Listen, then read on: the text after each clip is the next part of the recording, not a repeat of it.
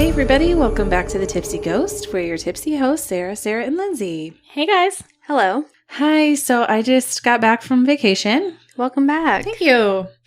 If you call it that, I was with a boatload of middle schoolers. It was a vacation. Like my version of a vacation. You know, normally I'm like a travel and relax kind of a gal. I like to go to the beach and do nothing. This was not that at all. It was very, very busy, but I did get you guys something while I was there. Yay, presents! Thank you. Now don't get too excited. Okay. I got you things for your water bottles. Aww. I got you a typical I Love New York sticker because I love it. I love her. I'm a tourist. Okay, the other thing I got was... Are you talking about from like Flavor Flav? Like that? I love New York.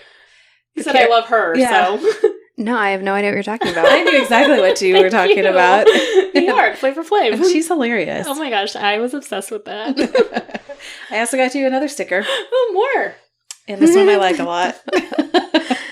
I love him. It's Abe Lincoln holding up the punk sign saying DC rocks. He's perfect. I love it. I thought he was really great. There's one more thing. Oh my gosh, there's 3. Yes, because I had to... Once everybody found out that I liked Abe, that was just a general statement of like, hey, I like Abraham Lincoln. Everybody was like, oh my God, Sarah, there's Abe. So I have so many, I probably have 4 Abraham Lincoln shirts, pictures with everything. I mean, it was insane. I love it. So I got you all a magnet as well. Oh, we got a magnet of Abe. There you go. For Ford's Theater. He's so regal. He is going to go on my fridge. I hope he does. There you go. So don't get too excited. But there we are. I've got the same things there. The trip was very good. Very full of history. Lots of walking. Loved it. Thank you very much. You're welcome. Yes, and you saw Abe a lot. I saw a lot of Abe, yeah. I saw his big head. This is a statue. I saw him with no head as he was being constructed. I saw where he died. You got a lot of selfies with Abe. I got selfies with everything. So everywhere many pictures of you with Abe, and I was just loving it. Yeah, but the funniest part was, I already told these guys, but I saved another turtle. So if you guys know why turtles keep doing this, why do I have to keep saving them? What is happening? Turtles are your spirit animal. Are they? I don't know. I've seen 3. I thought a bat was her spirit animal. I don't like bats. Really? This may come as a surprise. Brand new information. I don't like bats. Well, shall we do a shot before we get started on our story tonight? Yes. I think so. Which one? Oh, here it is. We don't have a choice. We only have one shot in front of us right now. Okay. Oh. Boydston picked it. Boydston, what is it? One of my favorites. It's banana pudding moonshine. Why are you making that face? It's so good. She doesn't like bananas. I don't like bananas. She was force-fed bananas as a child. This is what happens the last time we ate this. And so I glad that you remember that. Mm-hmm. Oh, it's so good. My parents were convinced that I had chronically low potassium, so my dad would be like, eat a banana. I'm like, I don't like bananas. Did you have a lot of muscle cramps? Yes, a ton. Well, then they're fair in assuming that. Yes. You probably like, did. all the time. And so, yes, my doctor was like, she just needs more potassium. So anytime I complained about like something hurting, my leg hurting, my dad would be like, have a banana. I was like, I don't like them. What are we going to talk about tonight? Something spooky. Ew. We are going to talk about the Cecil Hotel. A group paranormal project. In Los Angeles. La. I thought you were going to say California. Nope. LACA. LACA. It's Is that what they call it there? LACA? Nope, I don't think they do. I think they should.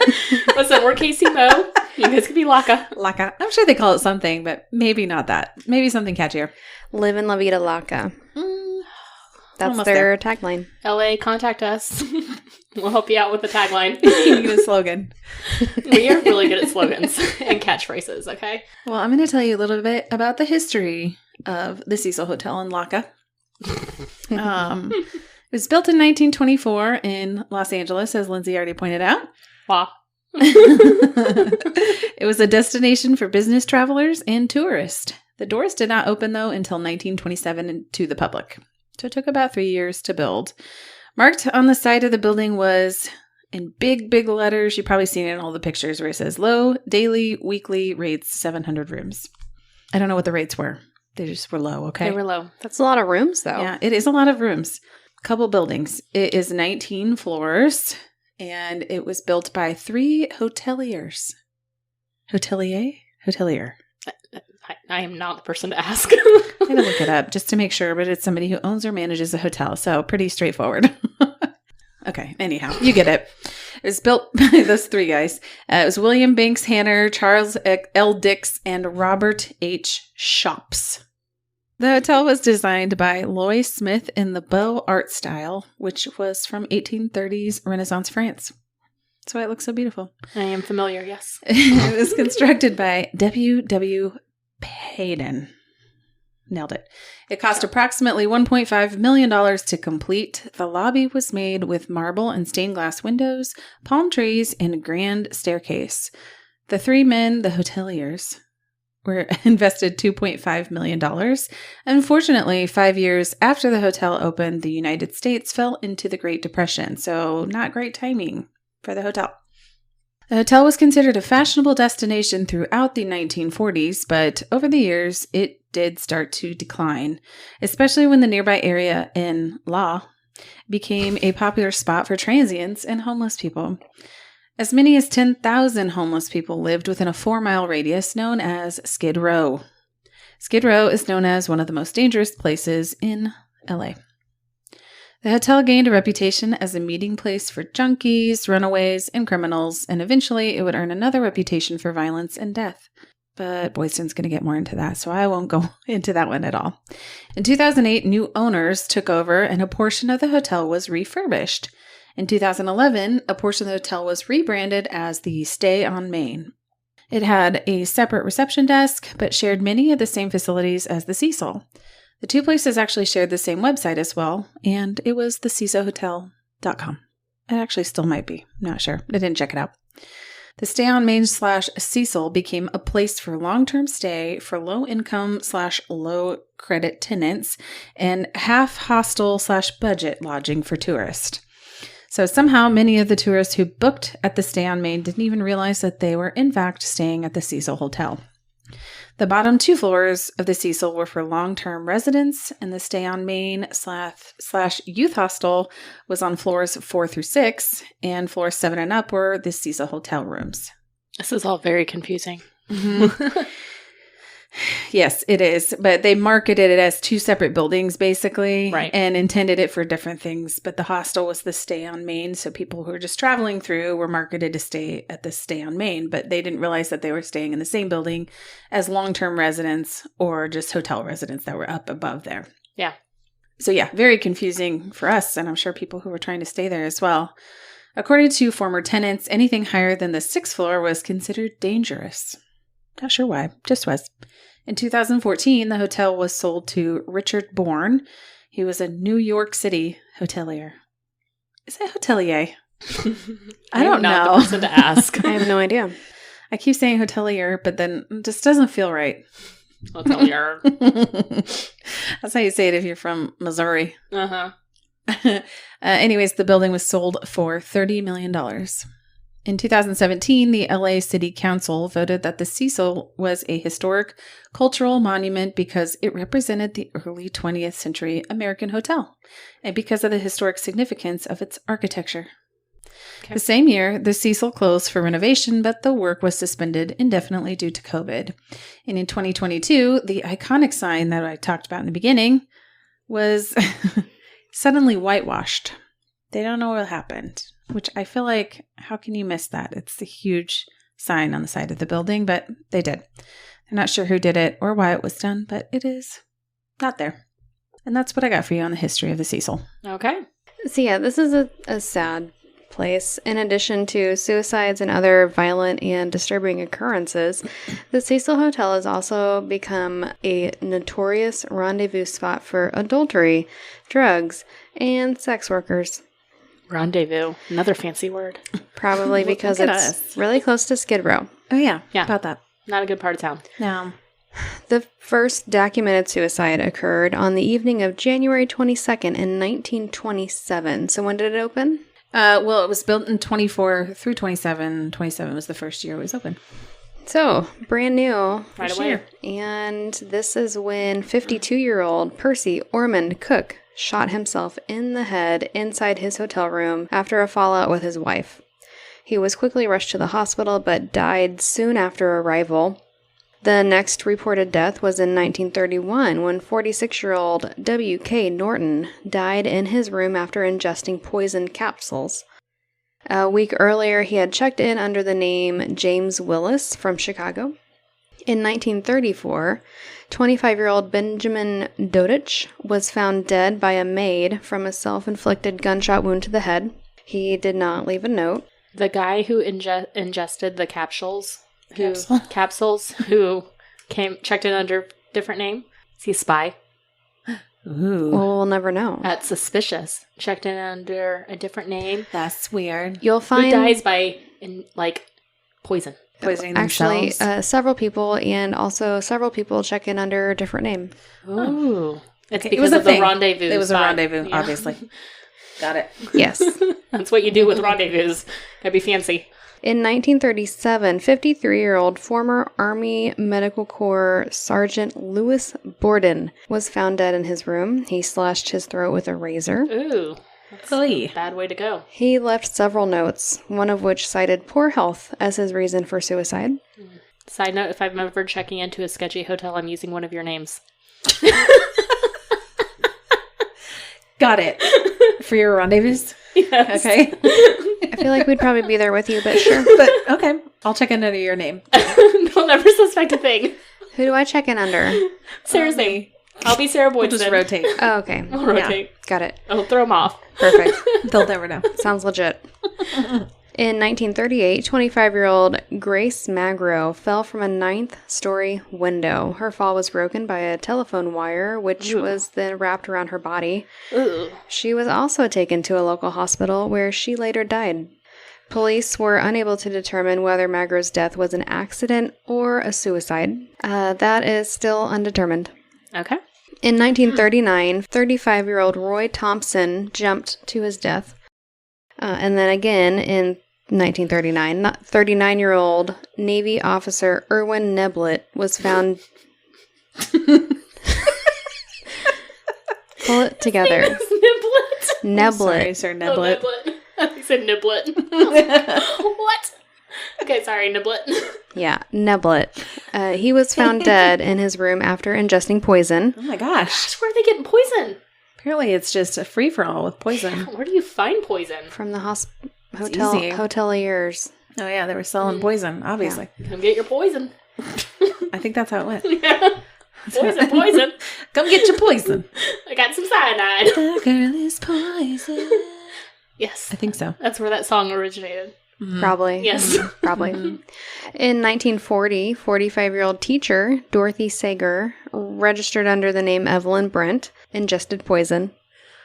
She had sent notes to relatives. Remember when you said nobody ingests poison? Or checks in under anonymous names.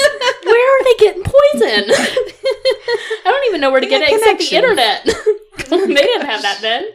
So she had sent notes to relatives telling them that she had plans to end her life. She was also rushed to the hospital, but ended up passing away shortly after.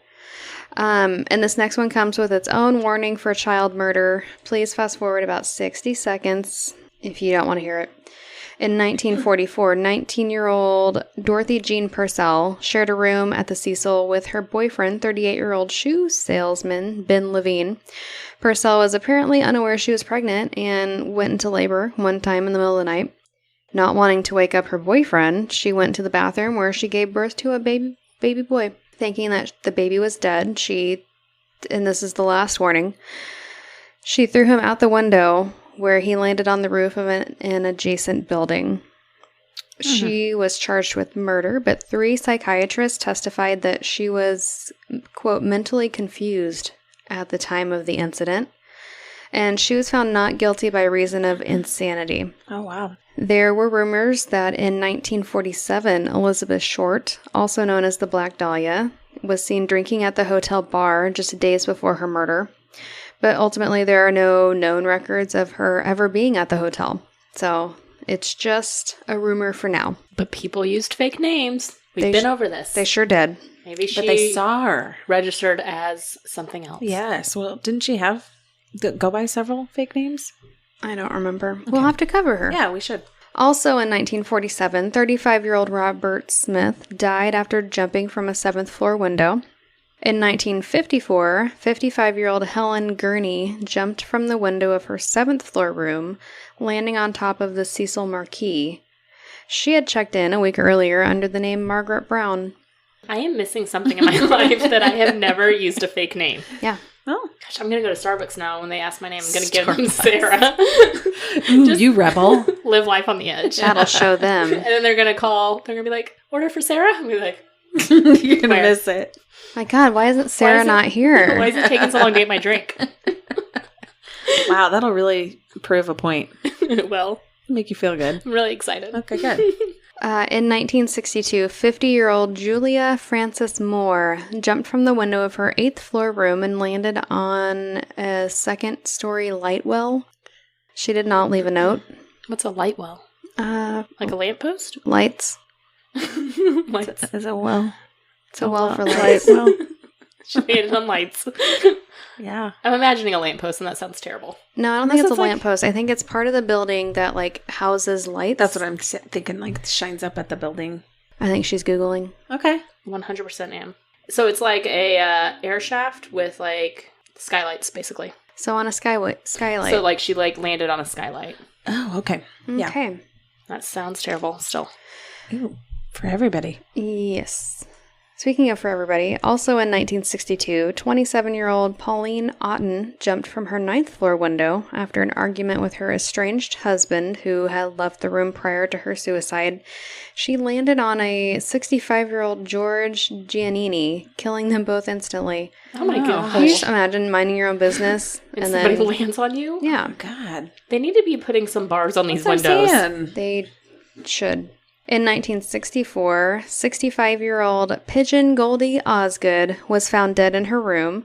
She had been raped and stabbed and beaten, and her room was ransacked. She was well known around the area and got her nickname for feeding the pigeons. Aw. Near her body were her Law Dodgers hat and a paper bag full of birdseed.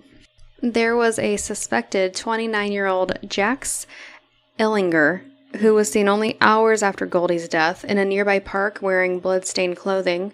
So he was arrested and charged for her murder, but later cleared of the crime, and her murder remains unsolved. In 1975, a woman in her early 20s jumped from her 12th floor window onto the 2nd floor roof. Gosh. So that's 10 floors. Thank you. She had registered under the name Allison Lowell, but is still unidentified. And that's probably the main reason why you don't check in under a pseudonym. Pseudonym, right? Your wrong name, because if you happen to die... I would have said alias. Oh, yes. I think that's what I was looking for. If you die, then nobody's going to be able to identify you. Must be what they're going for, though. Before credit cards, when you could just go by whatever name you wanted. I know. It's a lawless land. A lawless land. Lawless land there at the Cecil Hotel. Wild. I don't even need to know your real name. Here's some poison. It's the no-tell motel. Oh, I like it. Okay, in the 1980s, Richard Ramirez, or the Night Stalker, lived there for a few weeks. He was a regular presence on Skid Row and is said to have engaged in most, if not all, of his killing spree while he was staying there. He also participated in some sadistic stuff. He was not a good guy. Devil worshipping, yeah. He reportedly stripped off his bloody clothes in the alley before climbing the interior stairs to his room in his bloody underwear. I was going to say, was he wearing undies? Yes, they were also bloody. Gross. Ew. On August 30th, 1985, a group of law residents spotted him in the street and prevented him from escaping until police arrived to arrest him. Oh, good Way to job, go. guys. Yeah. As a reminder, he was convicted of 13 murders and sentenced to death. Another one that we should do an episode on. Definitely. In 1991, another serial killer, but possibly a Ramirez copycat, Austrian Jack Unterweger, stayed at the Cecil. And while there, he strangled and killed at least 3 sex workers. And I hear that he strangled them with their own underwear, which is incredibly sad. I was going to do a story on him myself, but then it's a pretty big story, so I was going to recommend him for a group. Perfect. Yeah. Our list is getting It's growing. long. I love it. In 1992, the body of a black man was found in the alley behind the hotel. Police say that he had either fallen or jumped or had been pushed from the 15th floor. He was estimated to be in his 20s to 30s and remains unidentified. In 2008, longtime residents referred to the Cecil as the Suicide, and this became a popular name on social media. Like, I think it was trending as a hashtag. I mean, are they wrong? No, apparently. They've got some stuff to back it up. Yeah. The next case is from 2013, the case of 21-year-old Elisa Lamb. And it was Lindsay, wasn't it? Mm-hmm. It was me. Lindsay has already done a story on it, so refer back to episode 85, cleverly entitled The Hot Dog Box. Oh, gosh. I'm so sorry for all of the titles that I come up with. It's usually because it's buried in the conversation. So. Yes. It's like a little Easter egg. Oh, that's where she got it from. You got to spot where I got it from. Mm-hmm. Yeah. But just a quick recap, Elisa's naked body was found inside one of the hotel's water tanks on the roof. She had been missing for about 3 weeks, and her decomposing body was found by a maintenance man after guests had complained about low water pressure and water that tasted funny. Gross. Side note, this is all I kept thinking about in New York because they just have water tanks on top of all buildings everywhere. We all kept talking about how. Gotta check the water tank. Yeah. That still grosses me out. Yeah, for sure. Yes. So the case is well known to internet sleuths, and the cause is still debated to this day. The official cause of death is an accidental drowning, but the events leading up to her death are what people talk about the most. So again, go to episode 85 where we talk all about it. Uh-huh. Finally, the most recent is from 2015 when a 28-year-old man was found outside the hotel. Some think that he might have committed suicide by jumping from the hotel, but the coroner reported that the cause of death was undetermined, and that man also remains unidentified. BuzzFeed did an article in 2021 pulling from accounts of past workers, and a former hotel manager said that there were usually 1 to 3 911 calls daily on their shift and thousands of calls in the 10 years that she worked there. She also mentioned nearly 80 deaths at the hotel, and you might have noticed that I didn't go over 80 deaths. I went over all of the ones on record, but there were several details of the deaths in the earlier years of the hotel's life, but they kind of fizzled out as the years progressed. And I think it has to do with things being more mainstream and then also privacy issues. So I think that they maybe had such a bad rap that they wanted to sweep a little bit under the rug. I'm sure. Yeah. So they were still a hotel. After all, they still had to have people come stay there. Right. As a business. Right. So lots of there is a lot of people dying there, jumping out of windows, poison, ingesting poison capsules, checking in under aliases. Yes. Gosh. Lawless nation. Hi, I'm MF Thomas, the creator and host of the My Dark Path podcast. In every episode, I explore the fringes of history, science, and the paranormal based on my travels around the world. Episodes include a haunted hotel in Taiwan, murders in a home designed by Frank Lloyd Wright, UFO encounters in New England, and how the story of Frankenstein inspired the inventor of the pacemaker. So, if you geek out over these topics, you're among friends at My Dark Path. Listen on any podcast platform, visit mydarkpath.com, or see our episodes on YouTube.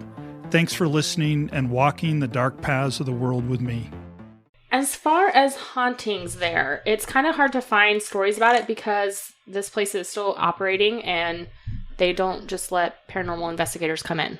Unless your name is Zach. Unless you're Zach Bagans. And you go in. After begging to investigate for years. Listen. You probably did. I am going to give you a dramatic retelling of the hour-and-a-half episode that I watched.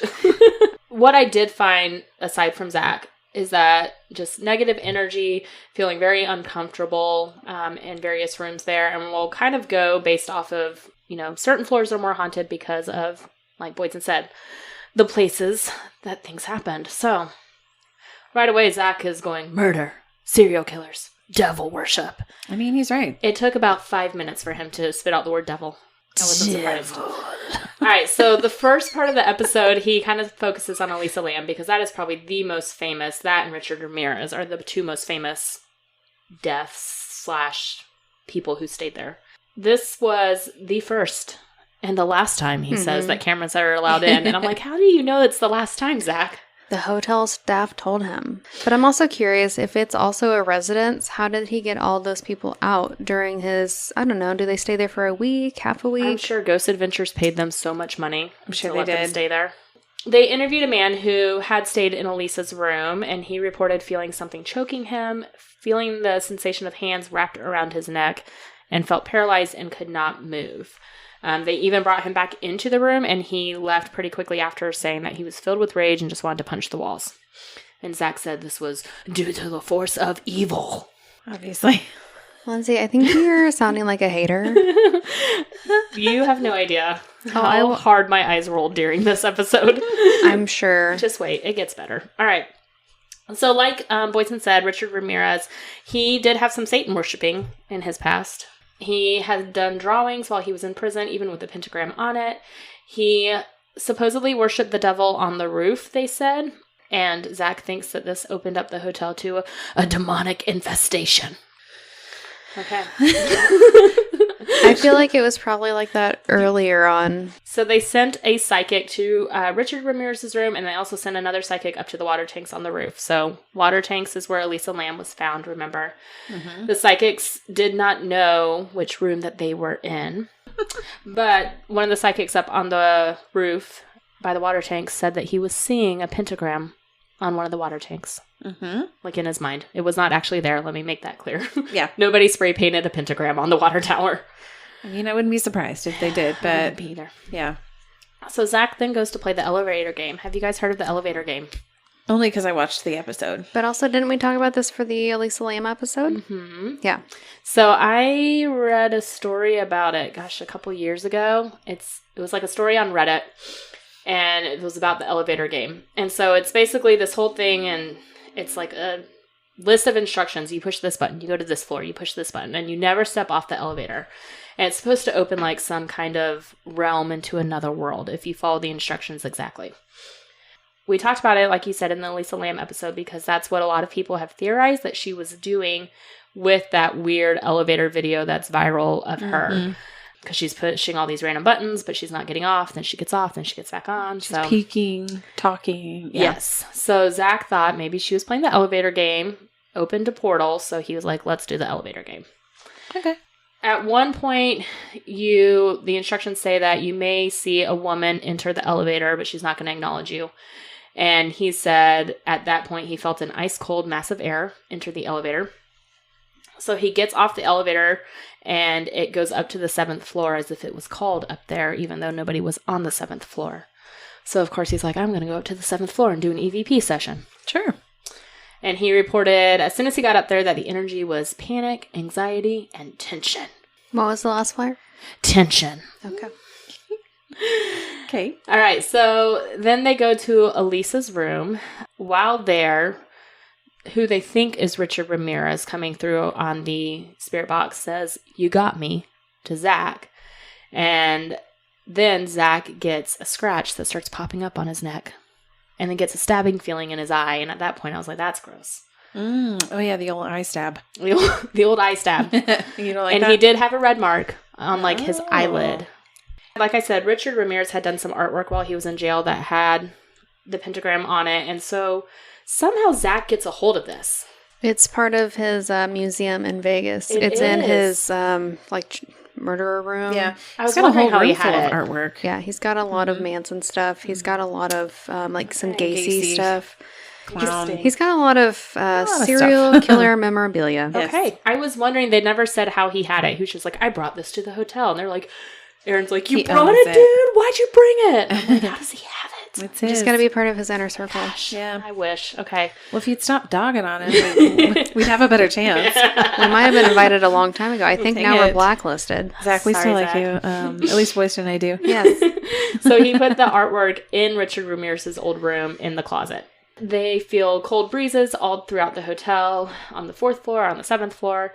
They hear faint, disembodied voices in the hallway. And like you said, there was nobody else in the hotel. They literally shut it down just for them. So they would be in a room and hear like faint, disembodied voices. Mm-hmm. Zach sees a dark shadow at one point and tells the bad energy to back off. Mm.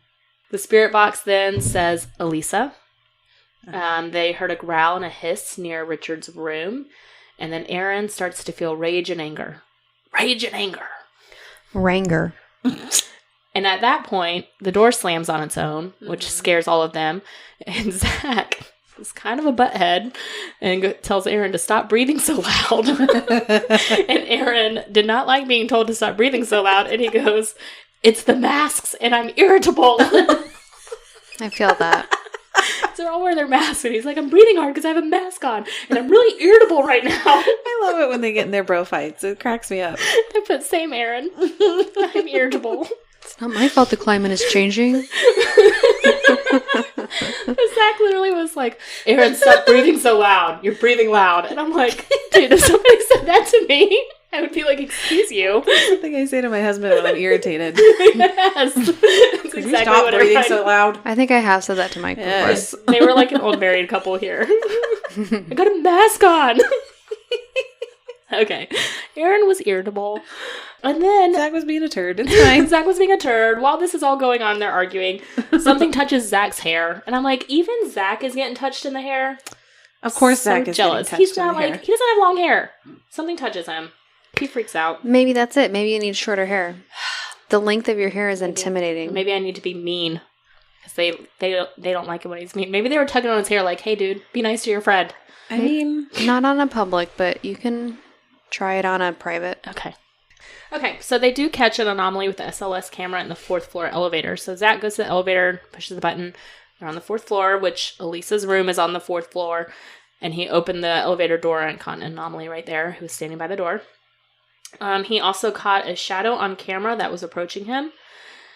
Jay went on the elevator at one point and hit all of the buttons, and it took him to 7 first, which was kind of weird. He did. He hit every single button, but it went to 7 instead of like the highest or the lowest. So, and he was like, 7, this is where Zach had that experience. he's not wrong. Yes. He did catch a disembodied female voice saying, "Hey," when he got back on the elevator. Hey. And it was pretty clear. A lot of times, on their shows, they'll be like, "We caught a voice saying this," and I hear it back, and I'm like, I do not get that at all. But this "hey" was pretty clear, I feel like. So then they went to part 2 of the episode, which was not focusing so much on Richard and Elisa Lamb, but on everybody else. The woman, and I don't remember her name, I didn't put it down, but the woman who threw her baby out the window, who was declared temporarily insane. Purcell. So Zach is talking about this instance, and of course thinks that this has to do with evil spirits in the room who possessed her, and I put in my notes, "Yes, Zach, because postpartum psychosis is not a thing." That's what I thought of when I heard it. Okay, she went there. I Now, did. question, and this is solely just out of curiosity. How quickly does postpartum psychosis kick in? So that's my question too. I 'Cause if she it was, just had it. immediate. So it can kick in, kind of like how postpartum depression can kick in before, and it's just called prenatal depression. It can kick in before that because it all has to do with like all the hormones and everything that's going on. You have all those hormones before you give birth. And I feel like especially if she didn't know she was pregnant, that probably adds a little more... And if she thought the baby was dead, maybe the baby wasn't breathing right away and just panicked. So Zach's friend Scott comes on the episode to share an experience he had while there. He says that he felt a very heavy presence. He said that he could hear voices coming in and out of the hallway. His friend was also there and said that he started acting dark and grumpy. He typically does. I'm grumpy too sometimes. I'm dark and grumpy sometimes. One of my friends, if you guys go on TV and call me grumpy, I'm not going to be mad about it. What? Dark and grumpy? Dark and grumpy. So then Zach goes, "Let's make a demonic deal." Ooh, I like that one. I'm going to steal it. Not. All right, so his psychic friend comes back on and says that there's an entity that is around the hotel that is making people feel confused. And Zach goes, "You mean like a demonic infestation?" I can't even say it seriously. An infestation? She's like, "It's making people feel confused. It's not like a person. It's an entity." And he goes, "Like a demonic infestation?" What is this? Is this a thing? Infestations of demons? Yes. Have you Apparently. not watched Ghost Adventures? I have, but it's been a while. Especially All right. the more recent ones when they go like house calls. Oh, yeah, the house calls. Yes, I've I only stopped watched a watching couple. when they did the house calls. All right. So she goes to a room where one of the guys had jumped to his death. I don't know who. It sounds like a lot of people jumped to their death. Yes. So she immediately goes to the window and opens it and says, I need to get out. I have to get out. Sad, sad, sad. And Zach's like, hey, step away from the window. Did he go to the wall, too? He did not go to the wall. But he's like, hey, let's not stand by the window. That's not good. Close the window. No, he's like, please don't do that. Yeah. So he was. I mean, not that as was nice. concerning. Yes. Please He's stop. like, why are you Please don't opening the jump out window? So he captured an anomaly at the window right above her while this was going on. So then he goes to another room with her, which was Pigeon Goldie's room. And she said that she wanted to crunch down and cover her female parts, indicating an assault or a rape. It's very sad. So then they catch a shadow on the floor that looked kind of like a black stain on the floor. They got an apparition on camera as well.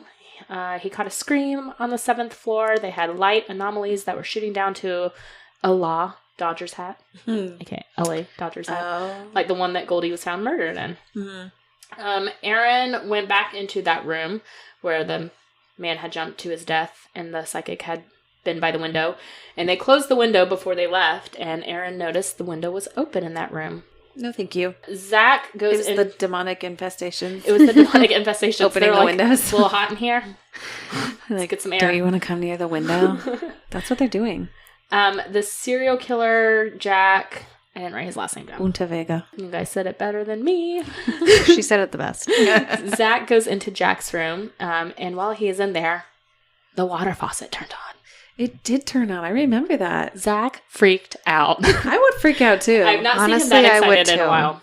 So then Zach asks the spirit box, who were you touching? And it says, your mom.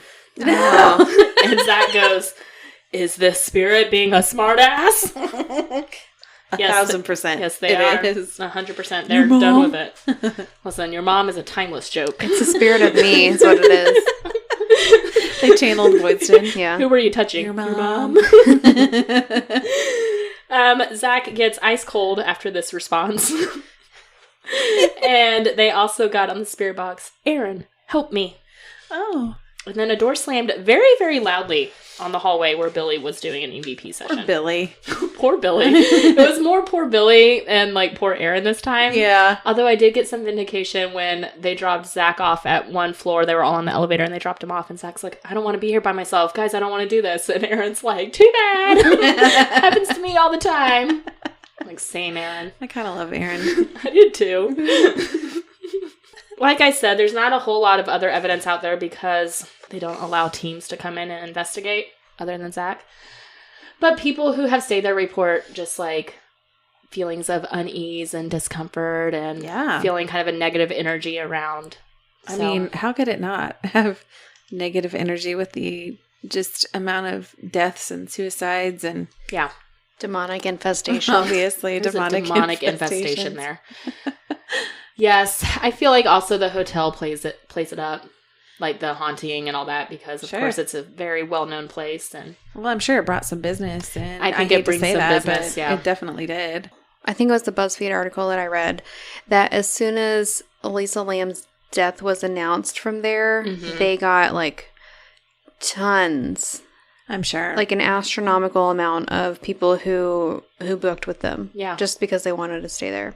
well, and like the place was well known before because of Richard Ramirez and like you said, all the deaths, but Elisa Lam really went viral, like not just U.S., all over the world. because it was on camera. Yes. Yeah. And it was And a big her video mystery. went, and so of course I think that really skyrocketed the hotel. And fame. even though, I mean, we don't have to get into it totally, but even though I do think it was accidental, her drowning, it is still pretty eerie watching her on that footage. The footage is looking very eerie. confused, and it does make you wonder what she was thinking. In those moments, maybe it was the demonic infestation / portal she created with the elevator game. Yep. with the elevator game, Obviously. who knows? Whenever we get to a place that has that many floors, because it's got to have at least 10 floors for the elevator game, if I remember correctly, Okay. I'll play it. Okay. Okay. That would be a really spooky place to investigate, especially if it's, I mean, obviously nobody's really going to be able to do it besides Ghost Adventures because you have to rent out the whole place. Right. But I can see why they may have been a little creeped out here and there because that place is enormous. Yeah. I mean, they spent a week there. Yeah. Just because there's so much. And they even said, like, they didn't get to explore everything. The last night they went down the basement. That's the first time they got to go there. Yeah. So it's huge. Side note, we were talking about this a little bit before we started recording, but we were talking about American Horror Story, as we do. Yes. And the season Hotel is based off the Cecil. Yep. Yes, it is. And you guys said you didn't like that season, right? I only watched part of it. It was messy. Oh, it was definitely messy. There was but a I lot kinda going liked on. it. I liked Yeah. Gaga. I like Gaga a lot. Yeah, I liked her. They always kind of take twists and turns there towards the end. They can get a little confusing, but I really enjoyed it. All right, guys. Thanks so much for tuning in this week to our group episode about the Cecil Hotel in LACA, Oh, LACA. Los Angeles, California. Oh, yeah. You can always send us an email at thetipsyghost@gmail.com or find us at thetipsyghost.com. I said that wrong. Are you sure about that? It sounded weird coming out of my mouth. It might have been wrong. The tipsy. Is it because I didn't say www? It was right. I think you said sounded it right. weird when you said it. I don't know. You can also always find us at www.thetipsyghost.com with our socials linked from Wait, there. do people still say nobody www? still says www. It sounded weird when I just said thetipsyghost.com. That's all it is. It sounds Fine. weirder when you say www. Third time. Please give us a 5-star rating and a great review anywhere you listen to podcasts. We really appreciate it, and it really does help. I gotta let me redo that. Okay. All right, guys. Thanks so much. We will catch you next week. Okay, bye. Bye.